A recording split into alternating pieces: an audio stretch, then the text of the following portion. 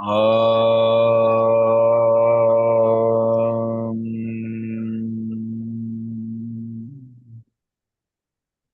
Om.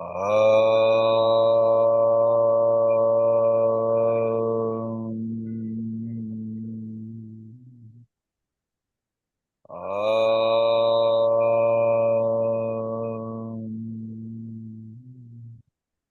Shri Gurubhyo Namaha. Harihi Om. Akhandamandalakaram Vyaptam Yena Characharam Tatpadam Darshitam Yena Tasmai Shri Gurave Namaha. Jnanatimirandhasya Jnananjanashalakaya Chakshurunmilitam Yena Tasmai Shri Gurave Namaha. Gurur Brahma Gurur Vishnu Gurur Devo Maheshwaraha Guru Sakshat Parabrahma Tasmai Shri Gurave Namaha. So let's start with verse number 68. So it's interesting. Firstly, if you look at the entire structure of Aparokshanubhuti, he is not telling you in any of the shlokas what to see. He is not telling you at any point of time what should be your experience. So what is he doing? He repeatedly only talks of what we do not know, or what we know but is actually not supposed to be known or is wrong. See, in the Gita, later on in the chapters, I think it is in chapter 14, he gives a description of what he is. When he says what he is, he starts by saying that I am the Sakshi, then I am the Anumanta, I am the Bhokta, ultimately I am the Maheshwara. I am the Sakshi, I am the witness, I am the one who permits, I am the one who enjoys, I am the one who ultimately is the ruler. Why don't I experience him in these ways? So, not Gurudev, some other commentator, he very beautifully gave an example. And he said, you take a lamp and then you first cover it with a very thin muslin, silk cloth, very thin, very fine, almost not there type of cloth. Then you put a layer of cotton cloth on it. Then you put another layer of jute cloth. Then you put a velvet cloth on it. And then finally you put a tarpaulin on it. Now, can you see the light? No. The whole process is peeling off these layers. I don't need to tell you what is the light. Acharya is in that position. You see, Acharya is very clearly saying, I don't need to tell you what is the light because you will see it. What I need, what is my need as the Acharya, as the Guru, is that I need you to understand that I am going to peel off these layers. So be with me. That is what he is doing in Aparokshanubhuti.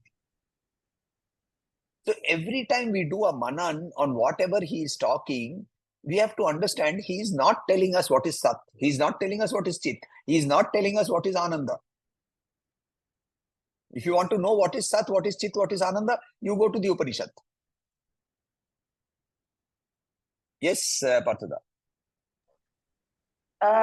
Another thing, with that light only you are able to see tarpaulin, you are able to see the velvet. Without the light, you can't see them. Correct. But you don't realize that there is light. That is also another way. Very beautiful, which is exactly what verse number 68 is talking about. That we see the form and we are aware of the form. We see the form, we are aware of the form, which means the form has to be there, right? Existence. And then the awareness has to be there. Consciousness. Existence and consciousness is predominant in anything that we are talking about, including Maya. Including Maya. Maya also exists and is conscious. We are stuck at that level only.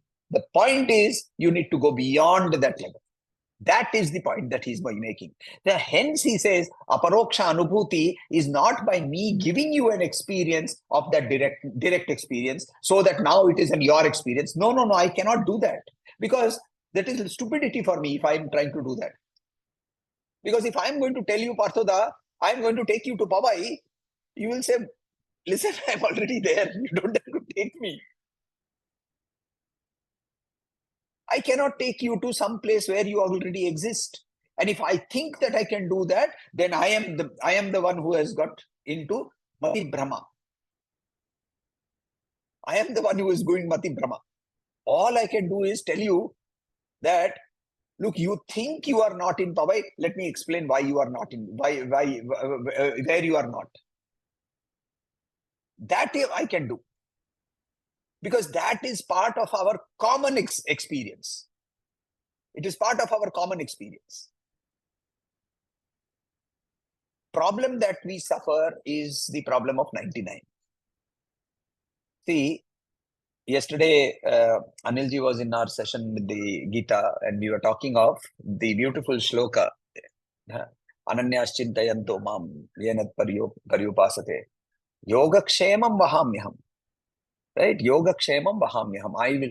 At the same time, we studied this, right? When we were doing chapter 9, and we said, in the earlier shloka, he said, don't be running after yoga and kshema. But what happens? We are in the process of 99. We are so busy with the 99.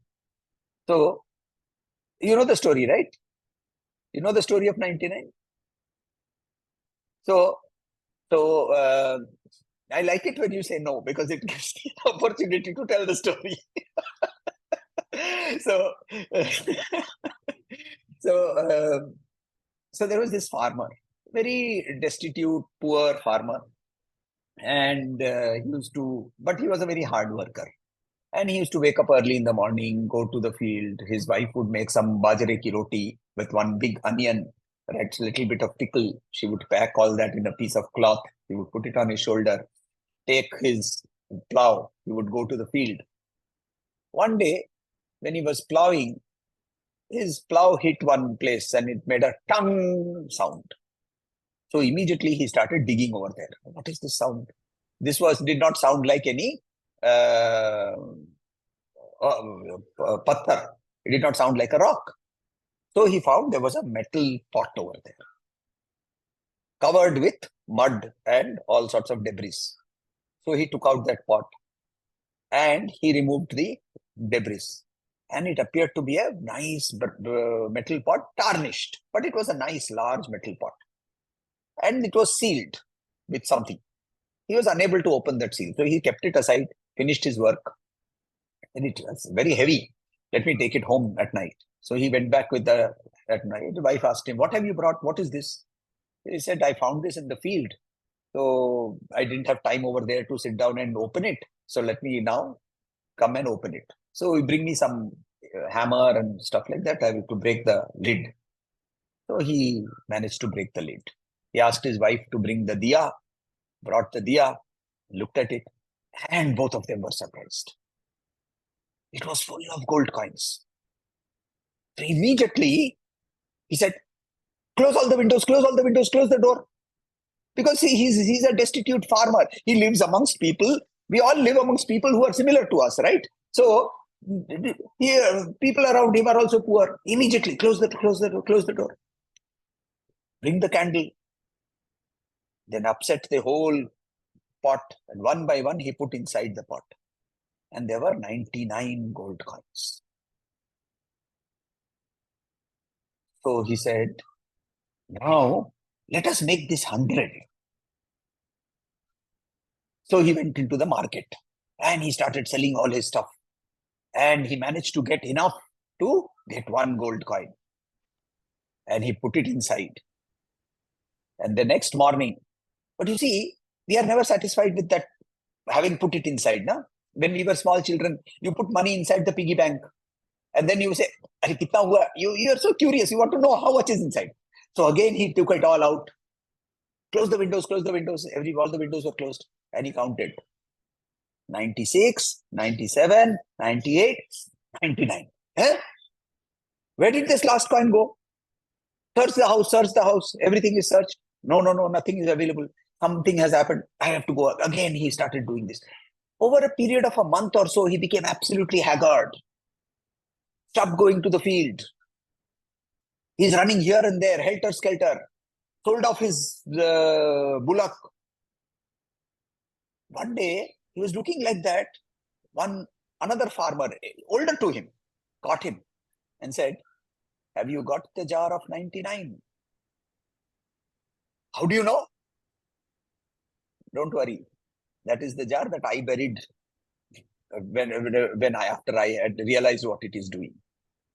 Because that is our life, isn't it? We have 99, but we want that one more, yogam.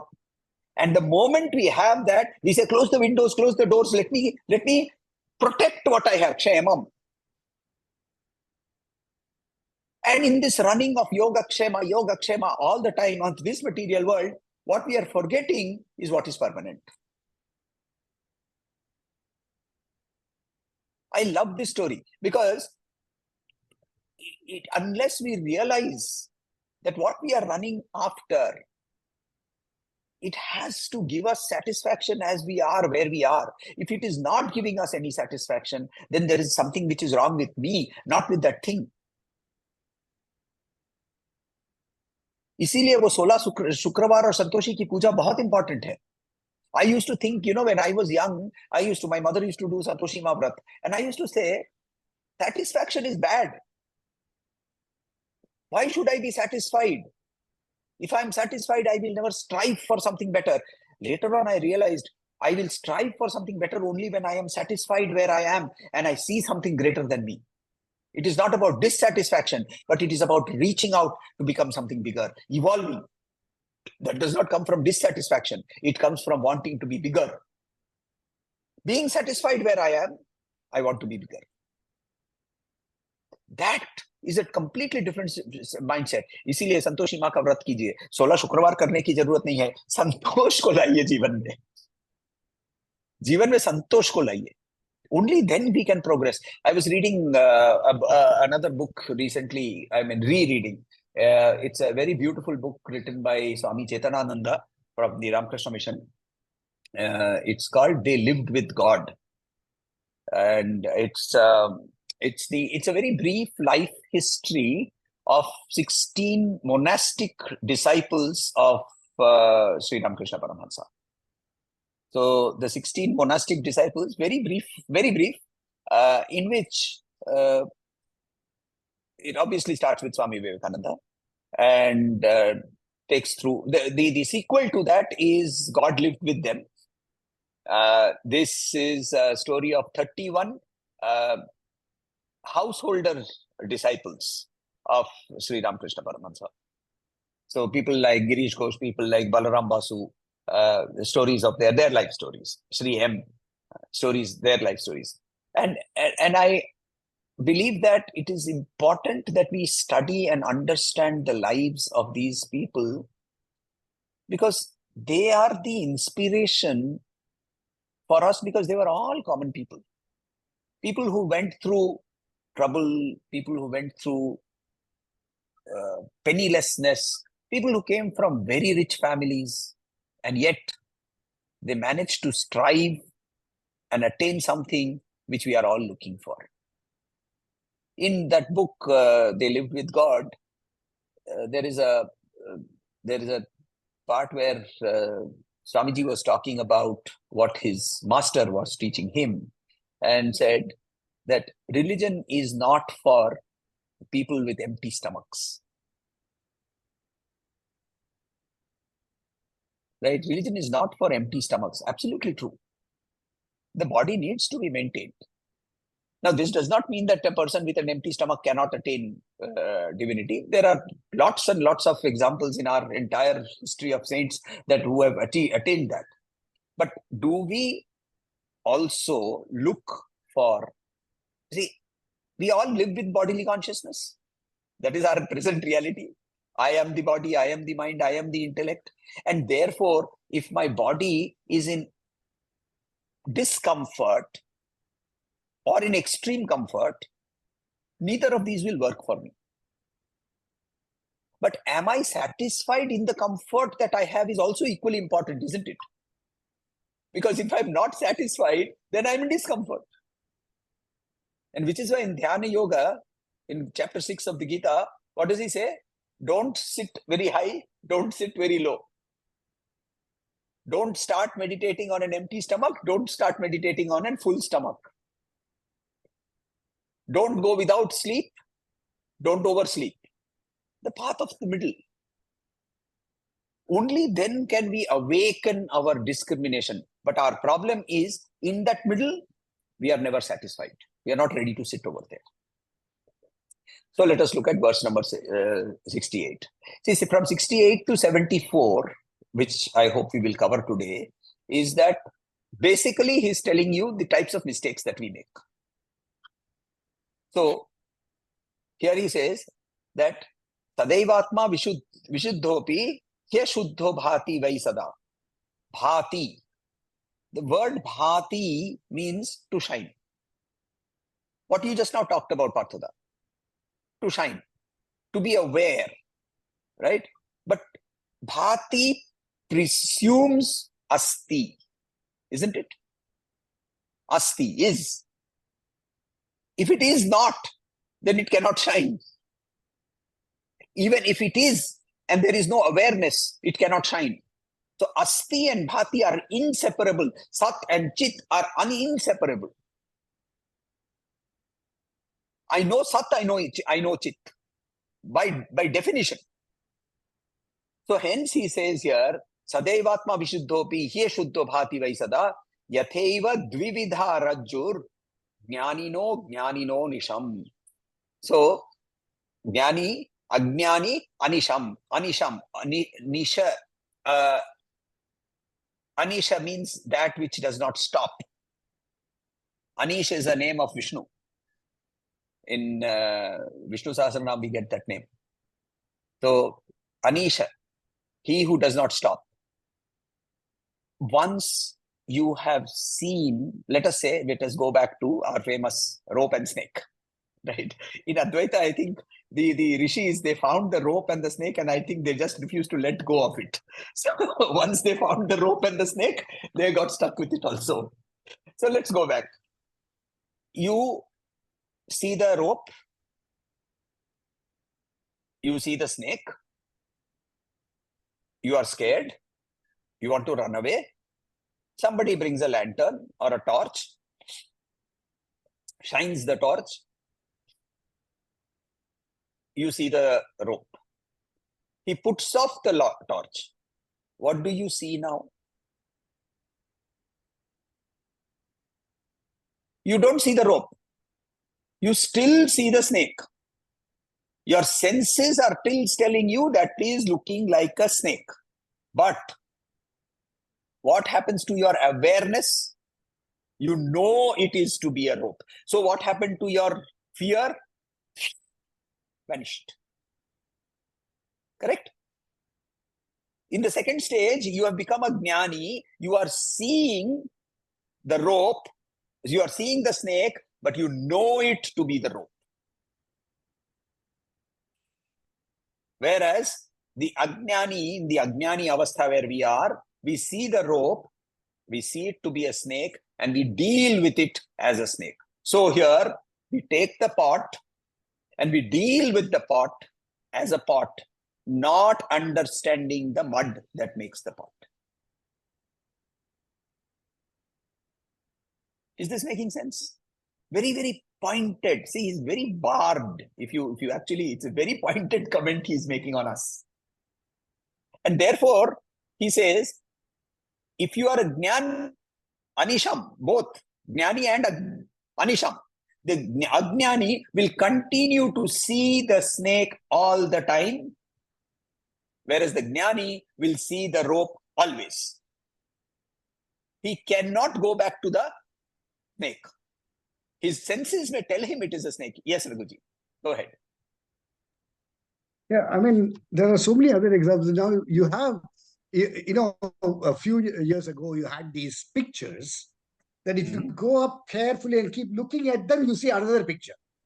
Correct. The moment you see the other picture, until you've seen it, it's very difficult to find the other picture. But the moment you see it, it becomes very evident. Also, you should actually Also- come to Bombay. You should come to Bombay. When you come to Bombay, and you should go to Sandipani Ashram. They have an exhibition of such pictures. They have an exhibition of such pictures. And the whole intent is that, as you rightly said, the intent of those pictures in that exhibition inside Sandipani Ashram is that you can't see the picture within the picture. But once you have seen the inner layer, you cannot unsee it anymore. You cannot unsee it anymore. Same way, if there is something in your dress, and I have seen that there is some stain there. Until I've seen the stain, I will probably never notice it. The moment I've noticed the stain, every time, even casually passing by, I'll see the stain. So it's that once we know the existence of something as truth, it becomes very difficult to unsee it. Correct. And that is exactly what Acharya is pointing. And he's very, very sharp here. He's saying, look, if you are still stuck in seeing the world as it is in the name and rupa, you are a ajnani. He's being very, very direct.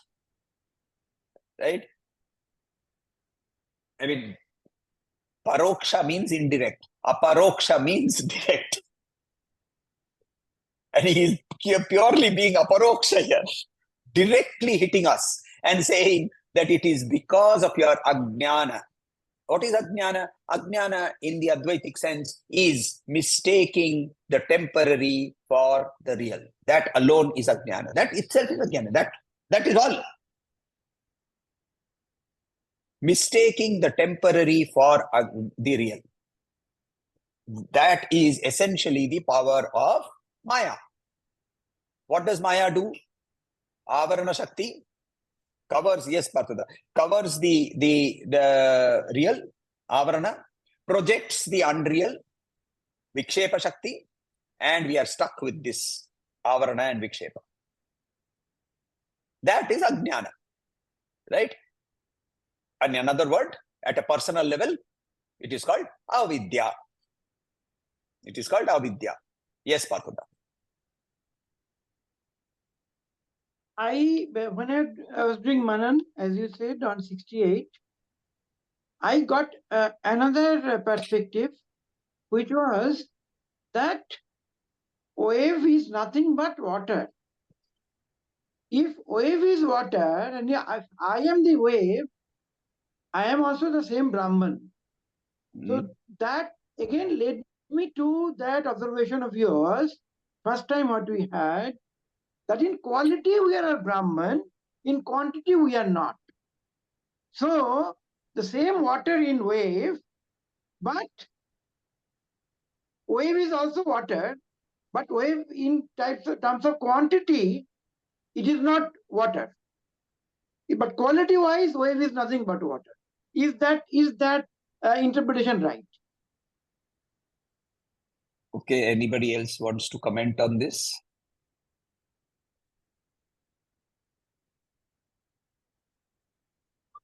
So, yes, please. Yes, Raghuji. So, see, I always go back to the purpose, at least my understanding of the purpose of this entire enterprise. We are stuck in pain and sorrow, which you don't want. We always want the joy and happiness and all that. But the two are two sides of the same coin. And the rishis have shown that once we understand the underlying truth, what is permanent, the moment we understand that, then the same event that gives pain or the same event that gives pleasure still happens, but our misery is gone. Pain may be that. Pain is physiological. Pleasure is physiological. but misery is gone. See, that is the whole purpose. So when we understand that the wave is water, yes, there is a wave, there is a tsunami, there is the little ripple. Yeah, we see that. Okay. Now that the fear of the tsunami also is gone, because it will do its what it is. But the moment I know that this body is not that important anymore, what happens in the body again, I don't care, because I have associated myself with the soul.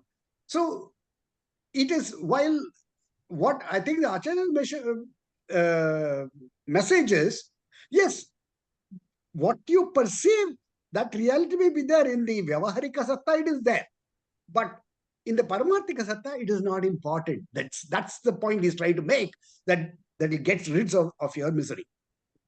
Actually, I thought, Anilji, you would be able to explain this, because yesterday we talked about exactly this, right? Because yesterday, when we were, see, your position, Partha, at this point of time is what is called the Vishishtadvaitic position. The Dvaita position is that there is a drop of oil that is floating on the ocean. The oil is made of completely different material from the water. They will never become one. They will remain separate. Always. Always separate. They can never become one. So what is moksha? Moksha has 4 components. Right? So you brought Bodhi into your house. Thalokya. She lived in the same house. Then she became close to you. Samipya. Then with long association, she started behaving like you and you started behaving like her. Tarupya.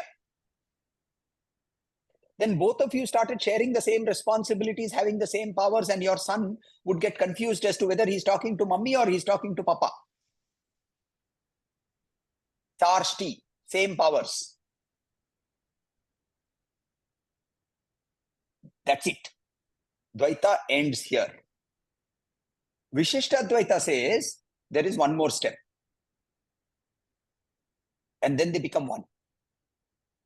So it is not a drop of oil. It is actually different only in quantity. But once it merges, the individual entity is no longer an entity.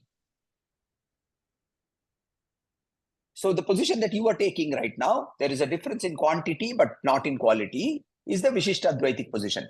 Advaita takes it one more step and says, what wave? Wave is only temporary. Why are you bothered about the wave? Forget the wave. Just think of water.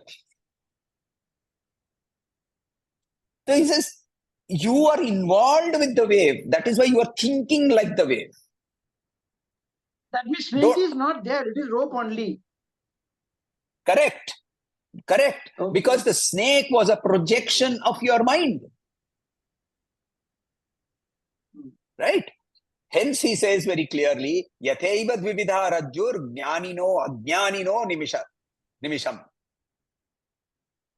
That which is the self is seen as the self by the jnani and is seen as the non-self by the ajnani always. The moment you have moved from the ajnana position to the jnana position, you are done. You are done. Right? Sri Ramakrishna Paramahansa used to use a Bengali word. He used to say, he is become boiled. Siddho. Right? Once you have boiled the potato, you can't do anything with it. Right? The word Siddho it's a play on words. It's a play on words. Siddha means who has succeeded, who has attained. Siddha also in Bengali means boiled. Right? It's a Sanskrit word actually. Siddha means to boil. Another meaning of Siddha is to boil. Yes, Anilji. Yeah, I have a slightly different perspective. It is very easy for the author to give such philosophy because he is in the 4th state. I don't know about you, but me and so many others like me are in the waking state. So how can a person who's in the waking state understand the philosophy or the gyan that is being given by the Turiya? I again bring in that if I am in a dream state, जितना भी आप मेरे को उपदेश दो, ज्ञान दो, ये दो, I am in the dream state ना. It's only when I come to the waking state I find अरे यार ये तो सब बकवास था. So the same analogy, unless I move to the Turiya state, how do I realize that this is bakwas? Correct. It is. Good question. Very good question. We are stuck in the waking state. We are stuck in the Jagrata Avastha. And know that to be the state which is higher than the Swapnavastha, we know that state to be Swapnavastha to be higher state than the Sushupti, and so on and so forth. And by analogy, also we understand that the Jagrata Avastha is a witness to both the other states, and therefore is there a state? First question, is there a state that can be a witness to all the three states that I know? That is the first question that arises. If I know that, so by what you call it, by application of a simple rule of projection, I have what is called, what do we call it in statistics? Where you use it to project? Oh, forget. So Extrapolate. Extrapolation. So by the rule of extrapolation, if state 1, state 2 is a witness to stage 1, stage 3 is a witness to stages 2 and 1 and 2, then is there an extrapolated state of state 4 which is a witness to 1, 2, 3? That is the first question that arises, which is where the entire study begins. Even Mandukya Upanishad starts with that as a question, right? And then how do we reach there? That is this journey. So the journey is 3 steps. First, we go to the Tattvavityan Jnani. We do Pranipatena Pariprashnena Sevaya. Right? And he does Shravana. He tells. And for some who are already ready, if you're parboiled, if you're already parboiled, right? You've been put in the microwave for some time. After that, you've been taken and put in the cooker. एक सीटी में हो गया. Right? Microwave में थोड़ी देर आलू को 2-3 minute के लिए कर लीजिए. उसके बाद कुकर में डालिए, 1 सीटी में हो जाएगा. So the Guru looks at you and says, "You are that Tattvamasi." And you jump and you say, "Yes, so hum." And it happened. How did you reach that state? Ramana Maharshi, for example, how did he reach that state? Oh, it is lifetimes of practice, not one. Lifetimes of practice. But it doesn't work for most of us because we are not yet, those lifetimes haven't gone through. So then what happens? So therefore we go to, and the other bigger problem is that maybe we are even talking to somebody who is neither a Tattvavit nor a Jnani. So if he is neither a Tattvavit, he is neither a Jnani, and I am trying to receive knowledge from that person, then that knowledge is also not going to be very useful. Right? If I go to a person who is a physicist, or I think he is a physicist, but he is a theoretical physicist, and I ask him how to make a rocket, he will give me the theory.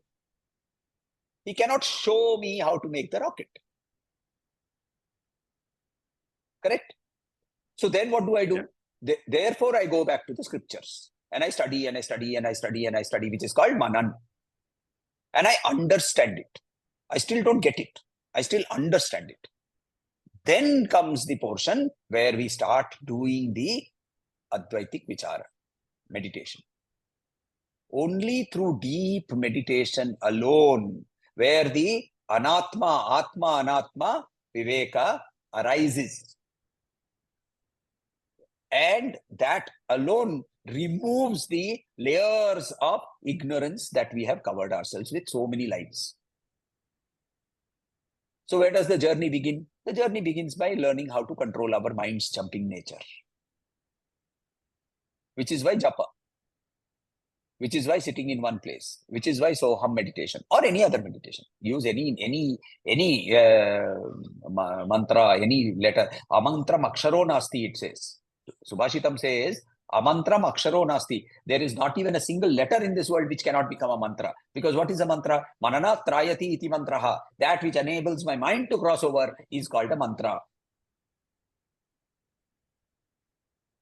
So using a mantra for doing that japa regularly, Swamiji talks about his, in Sister Nivedita talks about, Swamiji talks about, so Sister Nivedita talks about Swamiji talking about himself and saying, when after Sri Thakur passed away and they were living in the Baranagar property, they used to sit on the roof, and the only thing they used to do from 3 a.m. in the morning till 5 o'clock in the evening was doing japa. And ultimately, Sri Ramakrishna, Swami Ramakrishnananda, one of the disciples, he would come and physically shake them and make some food and give them to eat. That intensity, that is the first thing, mumukshatva, isn't it? We looked at the Shat Sampat and we looked at all of that when we were doing Brahma Sutra, and we said Shat Sampat, one of the fact is that I want to get there. Sri Ramakrishna Paramahansa was told, oh, you are mad. And he immediately said, of course I am mad. Of course I am mad. You are mad after women, or everybody in this world is mad. Somebody is mad after women, somebody is mad after money, somebody is mad after something else. I am mad after the Divine Mother. We are all mad. You choose your madness. But unless that madness... And focus on it. And therefore, ananyas chintayanto mam yena pariyupasate, not upasana, pariyupasanam. Right? Pariprashna, again, we go back to that where we started studying those words, that word pari, deep upasana, pariyupasana, pointed upasana, and consistency. So therefore, we move to verse number 69. Now, if you look at 69 and 69 to 70 to 74. 69. Yatheva mrinmaya kumbhas. Actually, we will not say kumbhas. We will break it up. We will say, because if you're chanting and there is a sandhi there. So, yatheva mrinmaya kumbhaha. Yatheva mrinmaya kumbhaha. Tadvad deho pichinmayaha. Tadvad deho pichinmayaha. Atmanatma vibhagoyam. This is what we were talking about. Atma, anatma, vibhaga. Atmanatma vibhagoyam. Mudheva kriyate budhaihi. So, what he's saying is, the mud, the pot is a name or a form that has been given. Mrinmaya. Mrinmaya. Who is made of mud. Right? That which is made of mud is called Mrinmaya. The Divine Mother has a name, Mrinmayi. Mrinmayi is the name of the Divine Mother. Why? Because she, as Prakriti, is this earth. So this earth itself is the Devi, and therefore she is called Mrinmayi. Prithvi is another name for Prithvi, is also Mrinmayi. Yathaiva Mrinmaya Kumbhaha. All pots, right, are made of mud. Similarly, the body is made of nothing but consciousness. The distinction between the self and the non-self, Atman, Anatman, Vibhagaha, right? This, the ignorant, they are unable to get this distinction. They are unable to make this, they get stuck in this saying, oh, I am only thinking of the mud. So he is now going beyond the fact that you're don't worry about the name form. Even the name form is nothing but what is beyond. So if you are unable to see the name form, don't worry. Beyond the name form, don't worry. Look at the name form and say the name form is also consciousness. This brings in the concept of what we call Ishvara. And therefore, worshipping Ishvara as an embodiment of consciousness in whatever name and form you want makes complete sense. See, pure Advaitic thinking before Adi Shankaracharya, if you look at the Gaudapada Karika and so on and so forth in the Mandukya Upanishad, there is a aversion to name form. There is an aversion. Well, don't get stuck with name form. Pure Advaitists. They will say, what is this worship? Why do you have to ring the bell? Why do you have to blow the conch? Why do you have to take flowers? Right? Shankaracharya comes with that compassion for us and says, I understand. That is not a stage where you can go right away. Because you are, as Anilji said, we are in the Tritiya Avastha of the Traya Avastha. So there are methodologies that he is giving. And he's saying, fine, it is okay. Look at the name form, but understand it to be the consciousness. I don't remember. Yes, it was the Raja of Alwar. The Raja of Alwar in Rajasthan. So Swamiji in his travels, while he was traveling as an itinerant monk, he went to Rajasthan and he met the Raja of Alwar. He was called to and he was extremely westernized. The Raja of Alwar was very, very pro-British, very westernized, educated in England, and so on and so forth. And complete disbeliever in the worship of any name, form, structure. So Swamiji, and he started that argument. So Swamiji then asked some of his courtiers, to bring down the photo of the Raja. You know, the kings, they used to have their own portraits drawn and they would be hanging in their courtroom, in the Darbar Sabha. They took it down, said, put it on the floor. They put it on the floor. Then he called the Prime Minister and he said, spit on it. And the Prime Minister was so shocked that he virtually, literally, possibly urinated in his pants. क्या राजा के सामने राजा के तस्वीर पे थूकने को बोल रहा है. And then he put a challenge to all the courtiers. Please come, anybody, and come and spit on this. And nobody spat. Nobody did that. And then he pointed out to the Raja and he said, this portrait is not you. It does not move like you. It does not talk like you. It does not behave like you. But in a one sense, for these people, it is you. For these people, it is you. And they realize it to be you as a representation of you. And therefore, they respect it. Same way, when I look at a form, it has a trunk, it has 4 hands. I've never seen a form like that. But I look at it as a representation of the cosmic consciousness. Then I call it Ganesha and I worship it.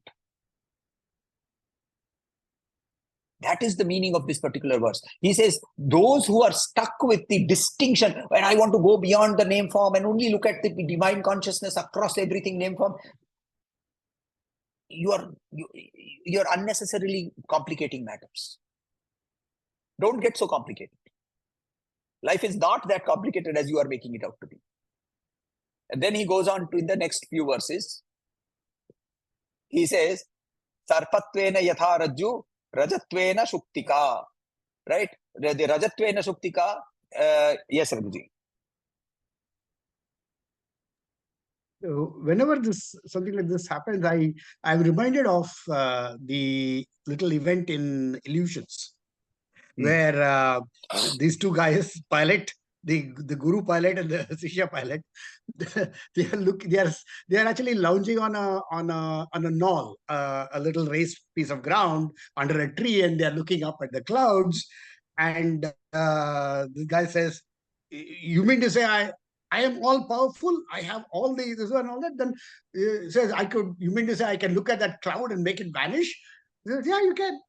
So this guy looks at the cloud and he is looking at the cloud and he's hitting it with all kind of lasers and beams and everything in his mind. And the cloud only seems to become bigger and bigger and bigger. So he said, this is nonsense. There's no way I can do that. He turns to the the guru and says, so you show me. So he says, which cloud? And he looks up, the cloud is not there. So the thing, we give credence to that which is illusionary, and it only grows in its illusion. So again, beautiful. Swamiji's life, his first visit to Varanasi. And Varanasi, obviously, we all know, it is famous for many things. Amongst them, one of the things it is famous for is also monkeys. In some areas of Varanasi, now there are less monkeys because it has become much more populated. Even now, however, there are areas of Varanasi which still have a lot of monkeys. So, the one whole bunch of these rhesus macaques, they started chasing him. Big ones, not the langurs, the red-faced monkeys, and they were big ones, and they started chasing him. And as they were chasing him, he started running away. Normal behavior. And there was a sadhu sitting there, and he said, face those idiots. Face those idiots. And immediately he turned around and he stood there. And the moment he stood there, these monkeys vanished. Swami speaks about this in the Parliament of Religions. Sorry, not in the Parliament. In the Illinois speech, he speaks about this. And in the Illinois speech, he says, he gives this instance, and he says, look at this in two ways. In your day-to-day life, when dangers, vicissitudes of life, the problems of life come running at you, don't run away from them, face them. And when you are in the spiritual life, when all the illusions chase you, don't try to run away from them, face them and know them to be illusions.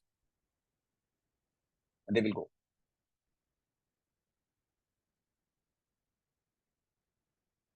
See, Raghuji, that's, I mean, I keep coming back to this, isn't it? That when we look at the lives of these inspirational people, when we read their lives, there's so much to learn from a day-to-day basis. And therefore, that question that Anilji asked, it becomes easier for us when we manage to cross that by using their lives as props.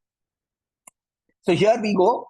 Okay, Shuktika and the Rajat example, we have seen in Brahma Sutra also. In the Adhyasa Bhashya, he used this as an example. This is the mother of pearl. When it is shining with the moonlight, we see that as silver. Correct? So that is the example that he is using here. So he's saying, and then he uses the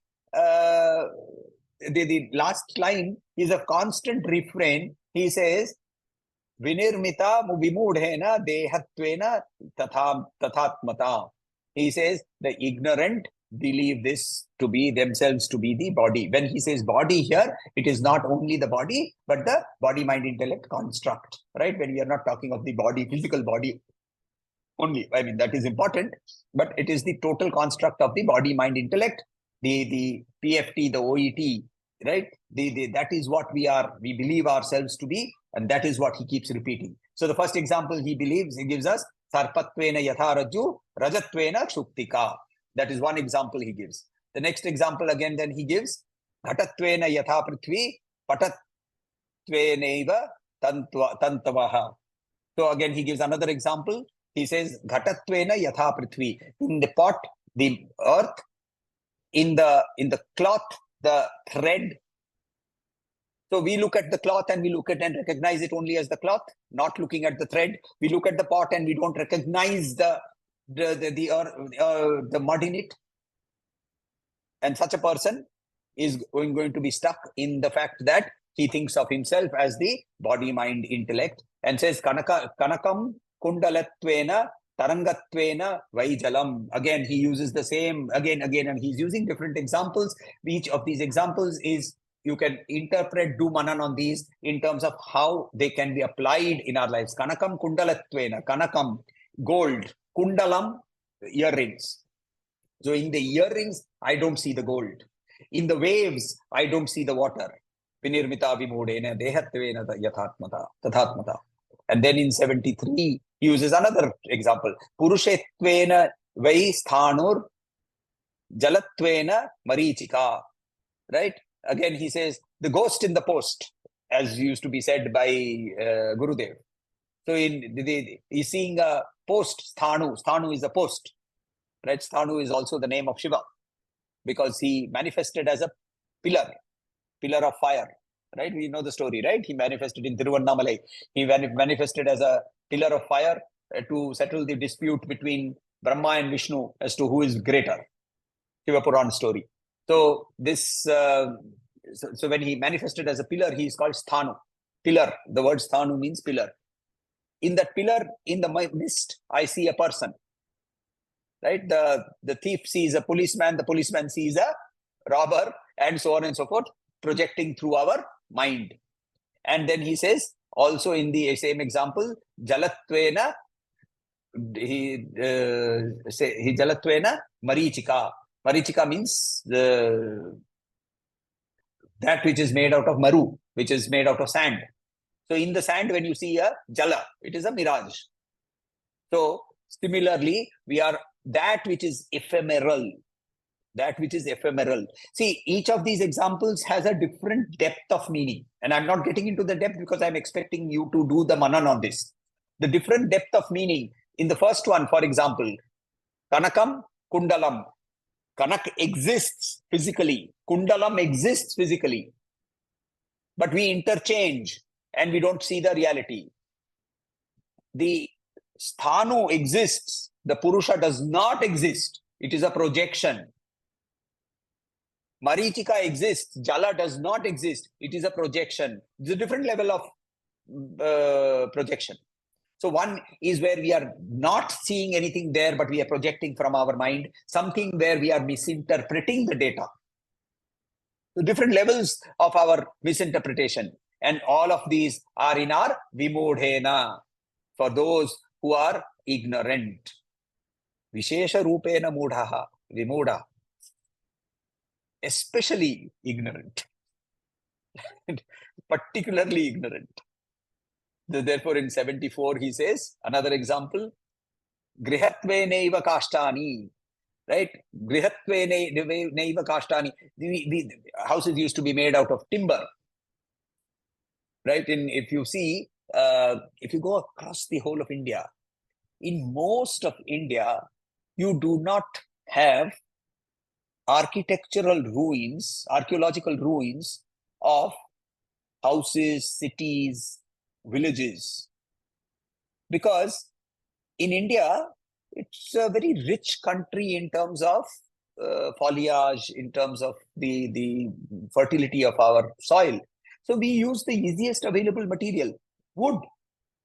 But wood does not stay. And therefore, if you see, even the kings, they lived in palaces made of wood. Maybe they built a foundation of stone. Right? I recently visited Hampi. Hampi, the foundation is made of stone, but the entire palace structure was made of sandalwood, which at that point of time was very easily available for them. Right? So they used to use wood. A lot of wood was used for that point of time. Yes, please. Yeah, but if you have lived in a wood-built house, I tell you, it is so cozy. It is so comfortable. This cement, steel, tiles, and all that, man, they are not cozy and comfortable at all. You have to live in a wood-built house to know how comfortable it is. And the wood, actually, the house itself seems to be malleable. You know, it takes shock. It takes shock very well. No, but the same will apply to houses made of stone, mortared with natural material. Same things. Basically, using natural material builds you to be closer to nature. Right? However, anyway, what here he's saying is, I look at the house, I recognize the house, but I forget the fact that the house is made of timber. Khadgatvena lauhata, he says. Right? Sword. And then we praise the sword. We look at the sword and we say, this is the sword of Shiva, Chandrahasa. But the sword was made of what? Steel. And if you don't recognize the fact that there is a sword, it exists, and I am aware of it. But that awareness has to come to a point which says that there is something that lies beyond this shape and form, which is called existence and consciousness, Sat and Chit. And if we don't, we are Vibodha. So why does he give these examples again and again and again and again? He has given 7 stanzas of examples, is because it is basically trying to remove the veils of darkness that we have applied to ourselves through our vasanas, through our identification of body, mind, intellect. And thereby, if we can remove that through Manan, if we can do what he was just now talking about, Atma, Anatma, Vibhaga, if we can sit down and understand that distinction, then we transcend from the avidya to vidya. Then we go from the tamasoma jyotirgamaya. We move from darkness to light. It is not about lighting a lamp, right? In most of the public functions that I attend, wherever there is some function, they will light a lamp and then they will start singing tamasoma jyotirgamaya. It is not about lighting that lamp. Well, yes, it is a symbolic thing about knowledge, but the whole idea is remove this darkness of ignorance in my mind to the knowledge, the light of knowledge. Tamasoma jyotirgamaya. Asatoma sadgamaya is how it begins, isn't it? Take me from that which is where I am. Temporariness. Asat. Asat is that which is not Sat. What is Sat? Sat is that which exists. Asat, therefore, is that which is temporary and therefore does not exist in all permanence. It is there now. Next moment, it is not there. My identification with that Asat, take me away from there and take me to Sat. Take me from that darkness. How will you do that? By removing my darkness. Therefore, what will happen? I will move from the mortality to immortality. Mrityor Mahamritam Kamaya. These are 3 steps. They are not 3 different mantras. It is the 3 steps to going to the state of immortality. To reach that immortality, firstly, I need to move away from non-existence to existence. How do I do it? Through removal of my darkness and getting into light, and thereby moving from the fact that I have this body, mind, intellect, or identification, fearing death, to knowing that I will never die. Right? Let us end here.